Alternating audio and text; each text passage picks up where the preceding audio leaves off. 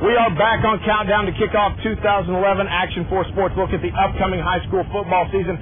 Now we're going to look at our smaller schools, and not just our 2As, our 1As, and our private schools, but also the independents. We've got several of them this year. Many teams who are getting ready to play varsity ball, maybe next year, the year after that. But right now, they're prepared, they're ready. Let's look at all of our Valley Small schools. District 16 2A Division 1. We had a lot of new guys are coming in and seeing what we got, and that makes them step it up more, seeing the potential that we have and how far we can go into the playoffs. The numbers are up for Santa Rosa coming off their big 2010 run, where the Warriors at one point won 5 straight games, including a bi-district game against Petulia. Santa Rosa's secret weapon? Not so secret. Aaron Ramirez accounted for over 1,600 all-purpose yards at quarterback and wide receiver. Also plays defensive back, and who knows where else you might see him. I tried out for the field goal kicker just to try it out, and I'm trying different positions also. I tried out punting and just trying to do what's best for the team, help them out in any way I can. This year what we need to do is we need to make sure that whenever he's a quarterback, we just don't have the ball with him, he should be able to throw, and when he's a receiver or other quarterback, he should be able to run also, so there's not the defense we're going to catch on. District 16 1A Division 1. And then I hear, I get in my truck and I start looking for the kids, right? But I'm there knocking on the door and trying to get the kids here to practice. Every warm body is needed to keep a 1A football team going, and when you've got expectations like Lavia's, they're needed even more. Quarterback A.J. Garza set the Valley passing record last season. This year, he's bigger, stronger, able to read defenses better, and motivated by thoughts of what could have been in 2010. Not winning district or not going to the playoffs was, I don't know, nobody expected it. It's harder to give up something when you work hard for it. So these kids have worked hard for it in the offseason, and we're expecting a district title. TAPPS 1, District 2. It's really confusing because you got a guy who's giving hand signals, you got a guy giving formation, you got a guy giving the boards over there, and you don't know what to look at. Brownsville St. Joseph is on board with the boards this season. A trip to Oregon for Coach Putinette and offensive coordinator Tino Villarreal convinced them that the no-huddle spread the Ducks run in college was perfect for their personnel. We don't have a lot of size. We're a small school. We don't have a lot of size, but we have some good speed. So we thought, that might fit us, so we're trying the boards. And it's a lot of fun, and it's an interesting process. So what do these pictures actually mean, anyway? He came up with the images, and that's about all I'm going to tell you. We don't go home and see mom and dad at night. We comfort ourselves. We're brothers, and we stay as a team. Guys we play, they've been playing together 8-10 years, and we were thrown together 2 days ago, and we just got to hope that it works out. There it is, in a nutshell, the difference between the Marine Military Academy football program and every other team in the Rio Grande Valley. This is a special year for the Leathernecks. Big Tyler Godwin will be on the line for the first time, and a pair of 4-year starters at quarterback and middle linebacker. This is a team you take lightly at your own peril. If we get guys that have been here 3 years, 4 years, that's very unusual. So we do have several of them this year, and we expect great results. We don't talk about winning, losing. We don't talk about records. We just talk about effort, because that's all that counts there. We're getting ready for a year from now, and our sights are set on district championship and on making a run in the playoffs, because we want to do that in our first year. That's our expectation. Brownsville Veterans is not officially a varsity team until next season, but the Chargers will play 7 of their 8 games against varsity opponents. Coach Guest says despite not competing for a district championship and a playoff spot this season, they want to be ready for when the time comes.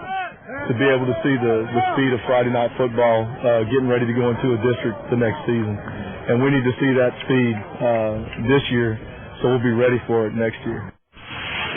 3 rules that I've always had. We got to know where to line up, we got to know our assignment, and then we got to do it the way Coach had me to do it. The best of a program, we're teaching everything fundamentally, the way we want it learned, the way we want to teach it.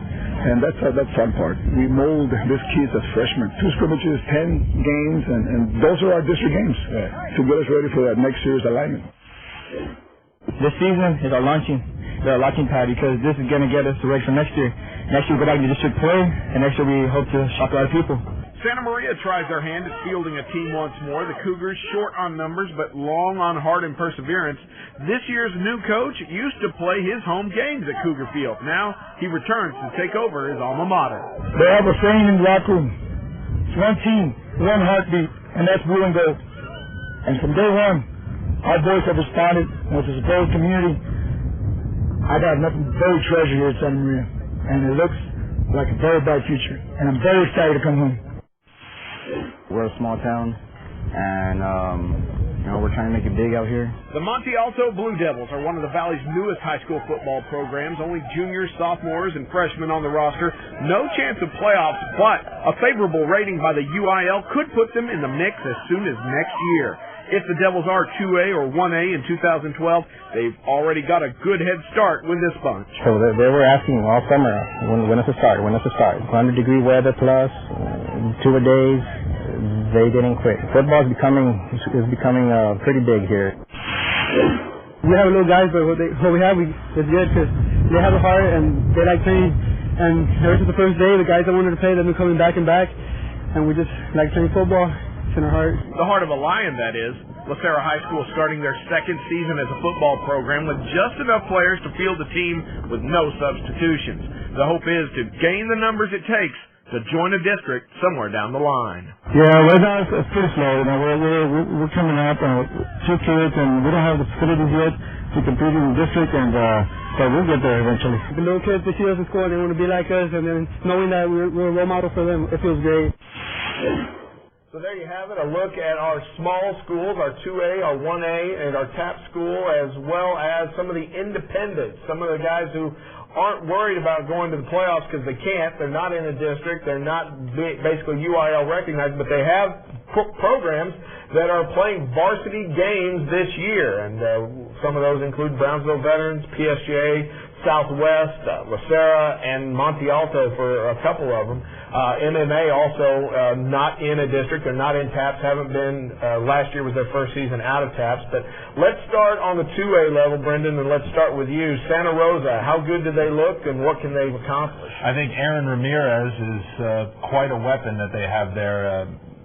They're going to line him up in a bunch of different spots. He's bigger than any lineman on the field at that level most of the time, and I think they'll go as far as he can take them, but he's the type of receiver where you can throw it up 5 feet above the D-back and he's going to go get it. So I like how they look based on just him. How about you, Alex? I like them. I remember back, I did the Lavia Santa Rosa game last year, the Sugar Bowl, and Ramirez was just so much fun to watch, and I think that they've got a shot to continue what they did last year. They knocked off Lavia in that game. It's 2A versus the 1A, but usually those schools are pretty evenly matched, and I think they have a pretty good shot. I think they'll make the playoffs. I think they have a definite shot of going deep in these playoffs. Like you said, Aaron Ramirez, no truth to the rumor that he'll actually be selling hot dogs at halftime, but they use him at just about every other position out there. Kick returner as well. Besides, and he's a fantastic defensive back, and he's not the only one out there. I mean, they've got some other great kids out there. Aries Villanueva, of course, is going to be a great running back for Santa Rosa. I see Santa Rosa doing some fantastic things coming up. They've got a big offensive line as well. And from 2A, let's go to 1A, and let's talk about Lavia, guys. I mean, this was a team that people had big plans for last year, started 6-1 and then lost all 3 of their district games. A lot of that was not their fault, not the team's fault. They had some grade problems. They had some injury problems. They lost some big key pieces on that team.